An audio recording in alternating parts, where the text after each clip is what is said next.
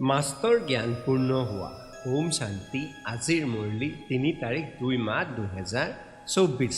বাবাই কৈছে, মৰমৰ সন্তানসকল, সুদৰ্শন চক্ৰধাৰী হোৱা। তোমালোক লাইট হাউচ হ'ব লাগে। নিজক আত্মা বুলি বুজা। এই ক্ষেত্ৰত গাফিলতি নকৰিবা। প্ৰশ্ন, তোমালোক সকলোতকৈ অন্যান্য বিদ্যাৰ্থী কেনেকৈ? উত্তৰ, তোমালোক গৃহস্থালীত আছা। শৰীৰ নিৰ্বাহৰ বাবে ৮ ঘণ্টা কৰ্মও কৰা, লগতে ভৱিষ্যত ২১ জন্মৰ বাবে ৮ ঘণ্টা আনক পিতাৰ সমান কৰি তোলাৰ সেৱা কৰা। সকলোখিনি কৰিও পিতা আৰু ঘৰক স্মৰণ কৰা। এয়া তোমালোকৰ অন্যান্য বিদ্যাৰ্থীৰ জীৱন।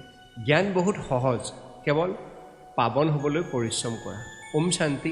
ধাৰণাৰ বাবে মুখ্য সাৰ ১। আনন্দৰে ভৰপূৰ হৈ থাকিবলৈ একান্তত বহি প্ৰাপ্ত জ্ঞান মন্থন কৰিব লাগে। পাৱন বা সদায় নিৰোগী হ'বলৈ স্মৃতিত থকাৰ পৰিশ্ৰম কৰিব লাগে। ২। পিতাৰ সমান মাষ্টৰ জ্ঞানসাগৰ হৈ সকলোকে সুদৰ্শন চক্ৰধাৰী কৰি তুলিব লাগে।